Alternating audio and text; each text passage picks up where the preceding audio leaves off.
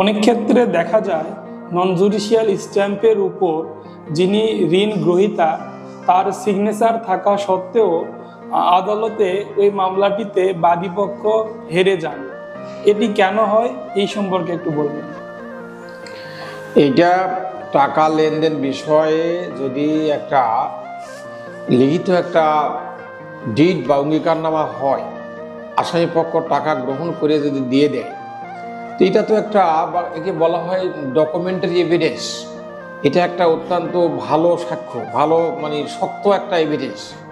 এখানে তো বাদীপক্ষ হেরে যাওয়ার কথা নয়, কিন্তু অনেক সময় বা হেরে যায়। কেন হেরে যায়? ফৌজদারি মামলায় যদি এভিডেন্স ঠিক মতো না হয়, সন্দেহাতীতভাবে সাক্ষ্য দ্বারা যদি সেই অফেন্সটা প্রমাণিত না হয়, সেই ক্ষেত্রে বাদী তো হেরে যাবেই। এখানে দেখা যাচ্ছে একটা নজিশিয়াল স্ট্যাম্পে রীতিমতোভাবে আসামি স্বাক্ষর করেছে এবং 3-4 জন সাক্ষী স্বাক্ষর করেছে, তারপরে দেখা যাচ্ছে এই মামলাটা বাদী হেরে গেল। এটার অনেক কারণ আছে।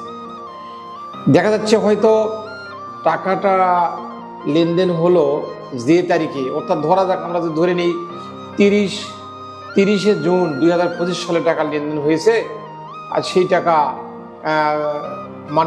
বছরের শেষে অর্থাৎ ডিসেম্বরের 25 তারিখের মধ্যে পরিশোধ করা হয়।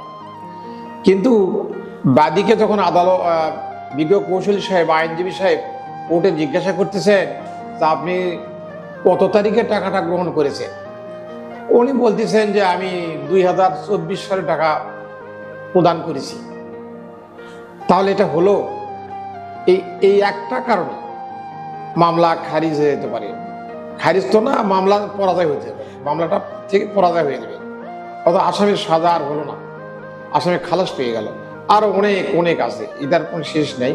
এক কথায় ফৌজদারি মামলায় যদি সাক্ষ্য প্রমাণাদি ঠিক মতো বিজ্ঞ আদালতে গৃহীত না হয়, তাহলে বিজ্ঞ আদালত কিভাবে তাকে প্রতিকার দিবেন? এইভাবেই বাদী হেরে যায়।